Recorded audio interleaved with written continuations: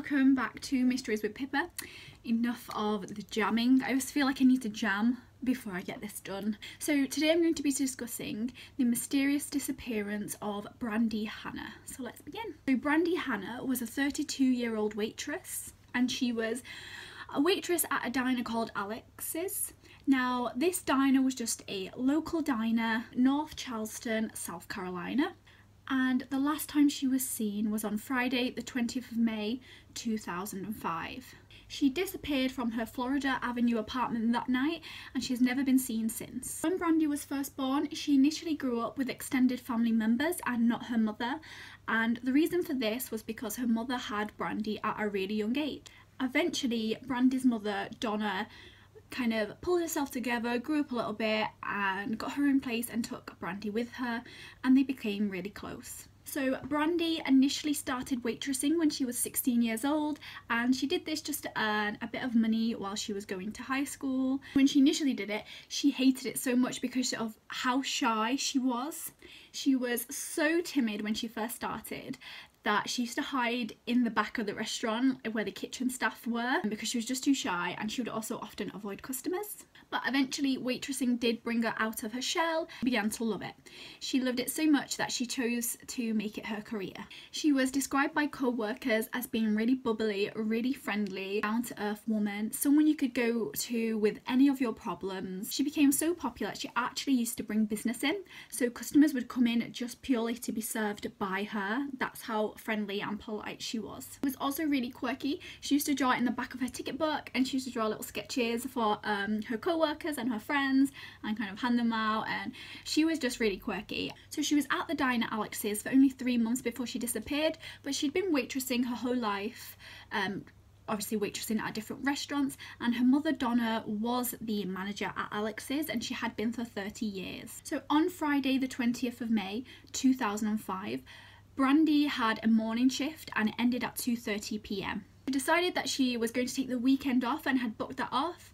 The Friday she was going to go shopping with her best friend Amy. Saturday she was going to go to the beach, and Sunday she was going to go to her traditional Sunday breakfast with her mum and her brother. When she had finished her shift, she had asked her mother to see if she could come to the diner because she needed help setting up her new phone. Her mother Donna had bought Brandy a new phone because Brandy had been using a phone that was prepaid and she would often run out of minutes. So this really worried Donna, as it would with any mother, that she wouldn't be able to they wouldn't be able to contact each other on this prepaid phone. And so Donna had bought her a new phone that wasn't prepaid so she wouldn't run out of minutes. But because it was a new phone, Brandy was really she wasn't tech savvy, and she didn't really know how to set up her voicemail.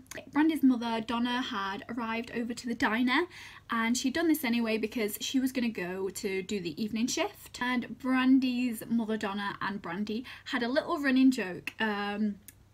Donna had recorded on the voicemail saying, "This is Brandy's mummy. If you want to talk to Brandy, please call her." And eventually she had actually used that as her voicemail on her phone because she was very self-conscious about her own voice. This took the time to about 3 p.m. on the Friday, and Brandy decided to get an iced tea to go from the restaurant that she worked at, and she was driven home. So she was driven by a retired police officer who would often pick up locals and drive them to and from work and home and to the shopping mall and back, and he did this as a way to still be with the community and also to earn some extra cash. Before she left the car with the retired policeman in, she had said to him, "See you Monday," waved and went into a house. The retired police officer would often wait for people to go inside the house and then would leave, and he did say that he did see her go into the house and she seemed okay. And this was the last time that the police officer said that he saw her as well. The neighbourhood she lived in was called Chicora, Cherokee, and this neighbourhood wasn't the safest neighbourhoods to live in. So quite often a few houses were boarded up and had a high rate of crime and a high rate of drug abuse. It was a rough area, and her mum had begged her many times to get out of the area and just basically not to live there. But Brandy did because it was so close to her work.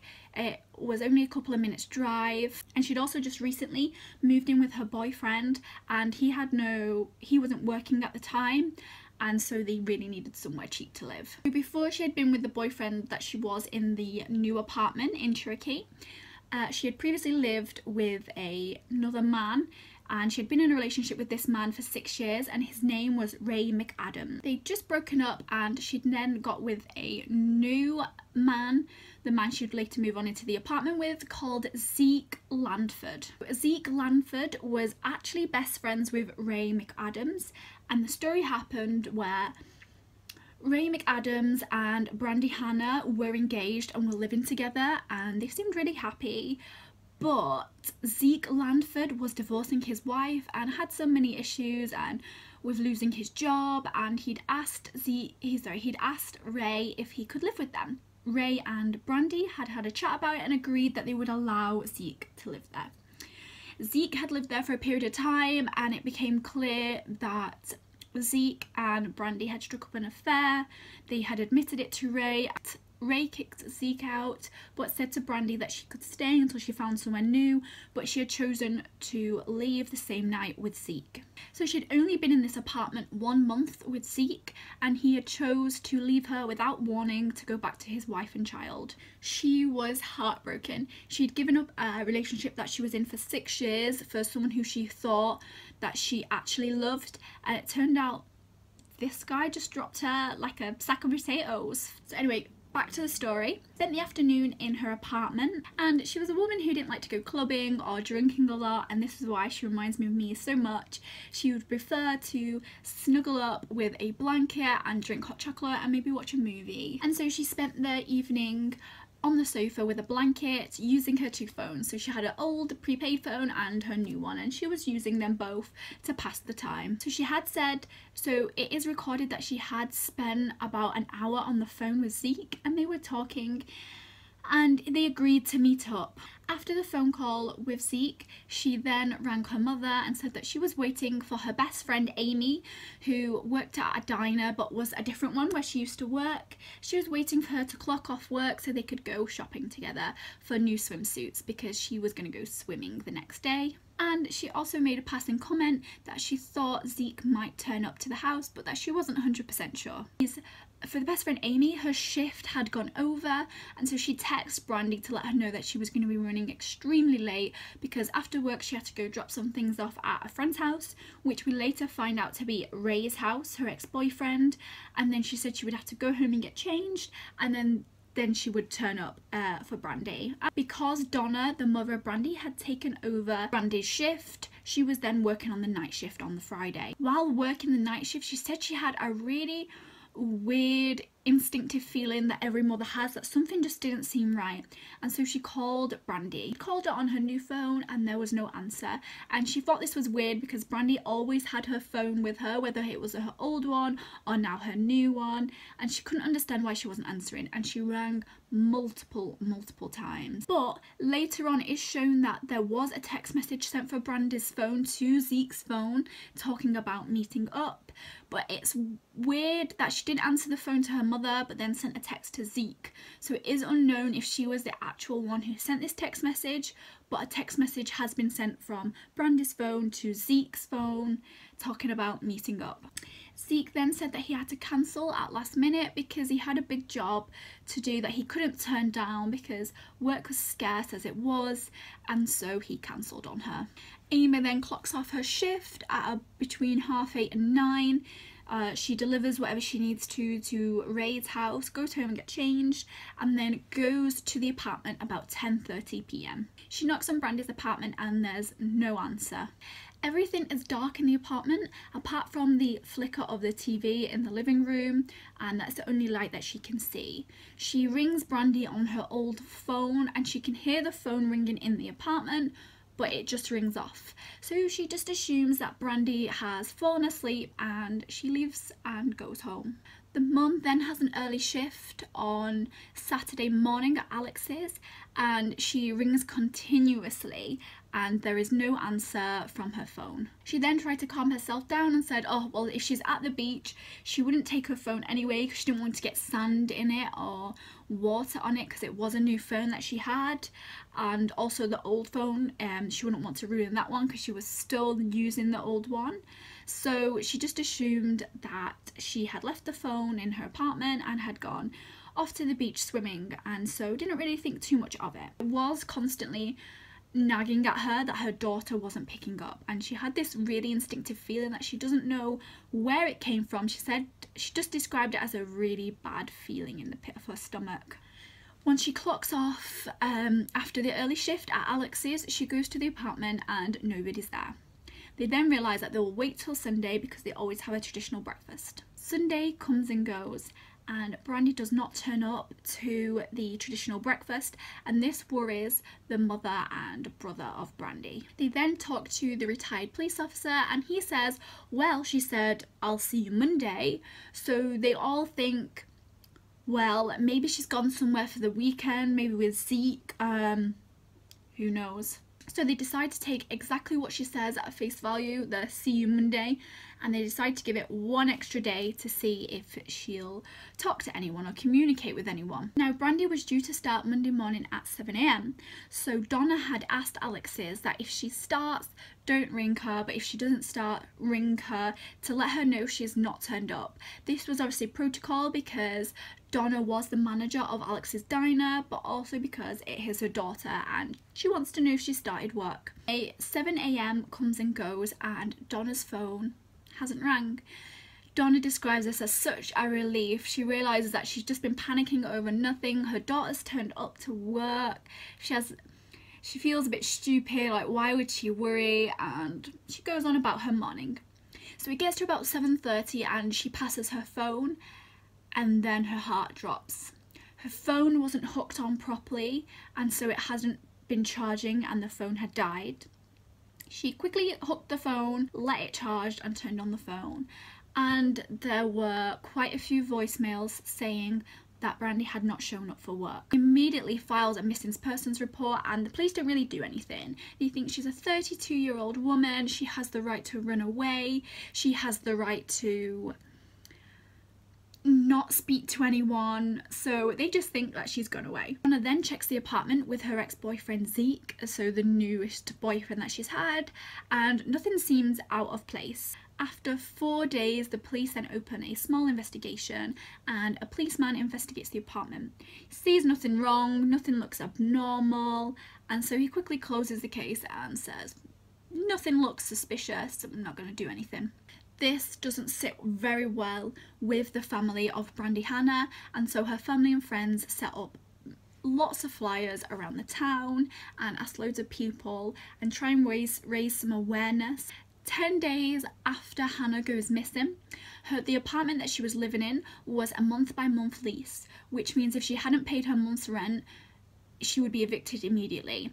Because she'd only paid 1 month's rent, because she'd only been there a month, the landlord had requested for Hannah's stuff to be removed so he could put it back on the market. While clearing up the stuff, and Amy found a tube with a lot of money in it, her paychecks that she was having and tips, and it became really obvious that if someone was going to run away, they would take that with them. So this was yet just another confirmation for the family that she hadn't run away, that this was not normal circumstances. Brandy's neighbour did report to the police that she had seen Hannah at approximately 9:30 to 10:30 get into a car in the car park, and she noticed the car. It was very noticeable because it was a bright red truck with white stripes along the side, and at the front of the grille there was a picture of a Jason mask on. It's a really scary horror mask, and that's the reason why the neighbour remembers it so clearly. The police know that there's only 2 people in town who have red trucks with white stripes along the side, and this is Ray McAdams and Zeke Landford. And the reason why they have the same truck is because they worked for the same company, our plumbing's company, and that was the truck that they were given. But only one truck had a mask on the front, and this was Ray McAdams. The police knew this, and so they took the witness to see Ray, and she outright admitted, yes, that is the person I saw in the truck with Brandy when she was leaving between 9:30 and 10:30, and they immediately assumed it was Ray. Donna remembers a weird comment that Ray had made when they were together. They were in the diner and Donna had come to check up on her daughter Brandy and Brandy's fiance Ray, because they were eating in the diner, and Ray said something really weird to Donna. He said that, you know, I could kill your daughter and you would never find her, no one would ever know where she is, and it would be so easy for me.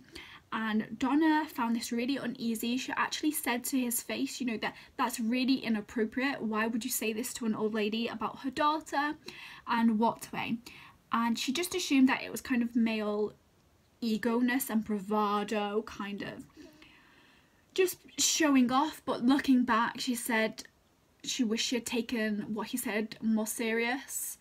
So the police had interviewed both Ray and Zeke, and both of them had alibis. Ray said from 8:30 p.m. till 2 a.m. he was at a club trying to get a job as a bouncer and also just enjoyed the rest of the night in the club, and a friend confirmed this. Zeke said that he had to cancel to meet Brandy and that he had gone to a job site to finish a job, and there were cards that were stamped in and stamped out of the times that he said he was there.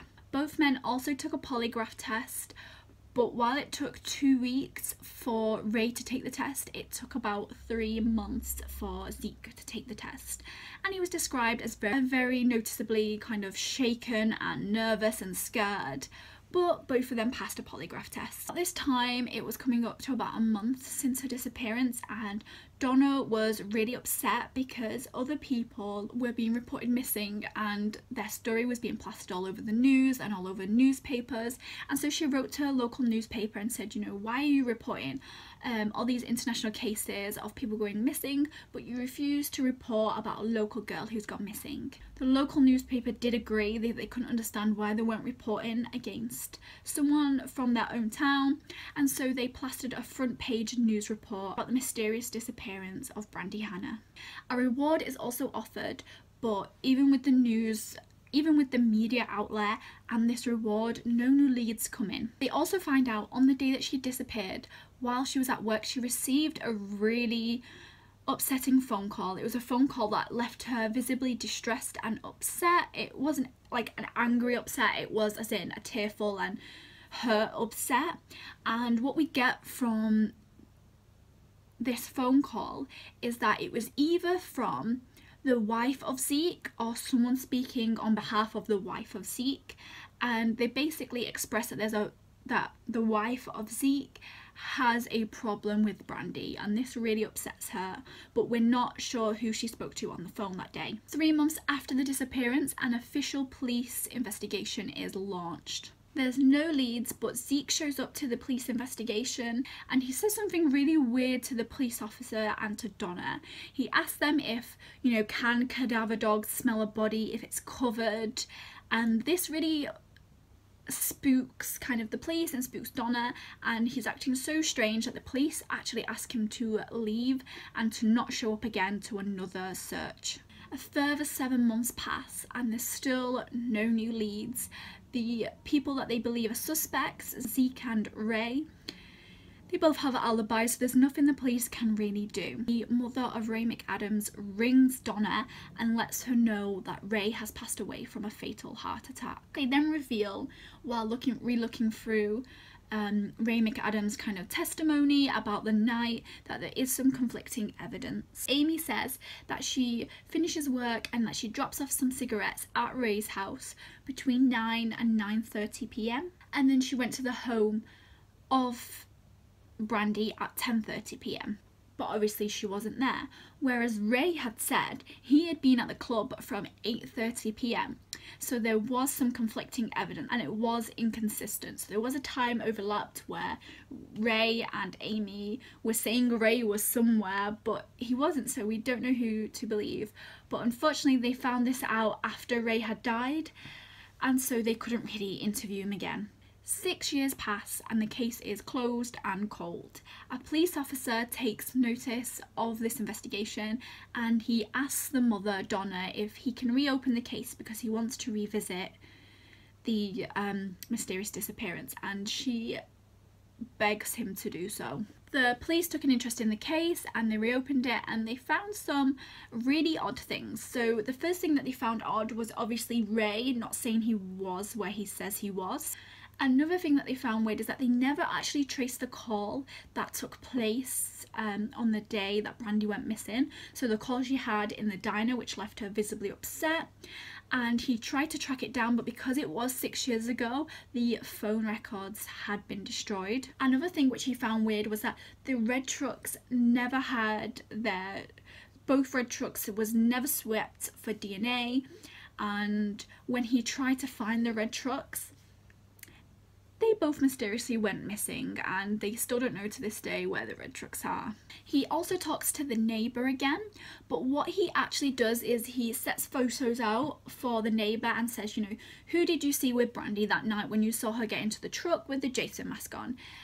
And even though initially she said Ray, she points to Zeke's picture, and this kind of initially worried the investigation because they thought, well, is she lying? You know, she's saying it's Ray when they first interviewed her. Now she's saying it's Zeke. But what the investigators realised was they never actually showed her Zeke. She had described the truck, and they knew that truck, what she was describing was Ray's. So they went to Ray's house and said, is this him? And she said yes.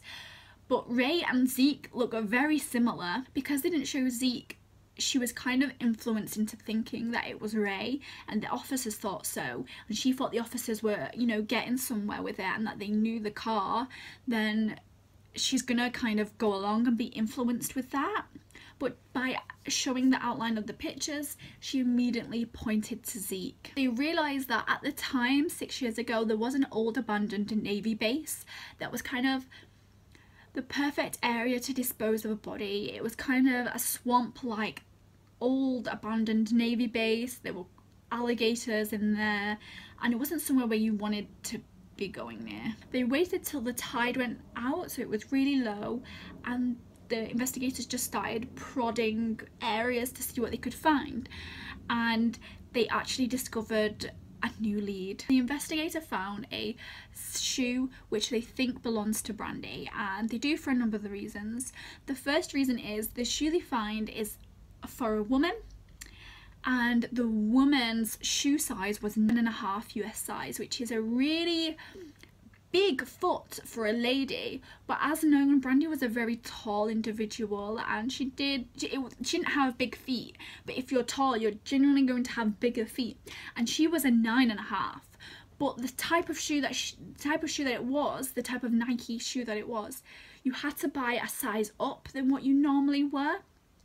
And so if she is 9.5 and the shoe they find is a 10.5, it's one size up. They also tracked the date that it was kind of put into the shop, and it was 4 months before Brandy went missing. Now this is 6 years afterwards. What are the chances of finding a shoe that was made and in a shop around about the time Brandy was alive and also went missing? So the shoe had an imprint of the date on it, and it was 05, and that is when she went missing, in 05. And also all of Brandy's friends and Brandy's mother said she had worn shoes exactly the same as that one. They had tried to find DNA evidence in the shoe, but because it had been in a swamp for 6 years, it came back with nothing. Alex's diner then closed in 2012, and there's been no conclusive evidence since. It is like she just took her keys and her phone and she just disappeared. I do think it was one of the boyfriends, if not both. Sometimes you think it's Ray because, you know, he makes really odd comments to the mother, Donna, but then you think it's Zeke because, and also it's Ray's car, but then you think it's Zeke because he acts very strange on the polygraph testing. He's very nervous, and he shows up at the police investigations and, you know, says like, oh, can dogs smell bodies when they're covered? And they did agree to meet later that day. So it does make you wonder who it was, if not both. And also, even if Zeke's wife was involved with it, it's unknown. And there's not much else that we really know about the case other than that this girl literally vanished overnight. So frustrating that that is all we have of her. Still, most of them are alive apart from Ray, Zeke's wife, the neighbour, the original police investigation, all the investigators there, they're all still alive. So I think while they're alive, you know, we shouldn't just close the book on this case. We should definitely keep looking, and hopefully the family of Brandy Hanna can find some closure on this. This was 13 years ago, and it's so important to remember these small town cases that nobody really knows of in order to try and seek some justice there. So thank you so much for listening today to Mysteries with Pippa. Again, this is another tragic case. Unfortunately, you know, this is not what I enjoy, but it's certainly what I'm fascinated in. And if one person sees this and they think about this case too, and then maybe they can pass it on to another person, and hopefully it's just raising more awareness of these small town cases. And her body has never been found. I do think her body is in that old Navy base, and the reason I do this is because her shoe is, I reckon it's just in a different part of the swamp. Thank you so much guys for listening to Mysteries with Pippa again. I hope you have a fabulous weekend. I know I have. I wish you all the best, and don't forget to like, rate, subscribe. Also add me on Instagram, Mysteries with Pippa. So have a nice day guys. Thank you.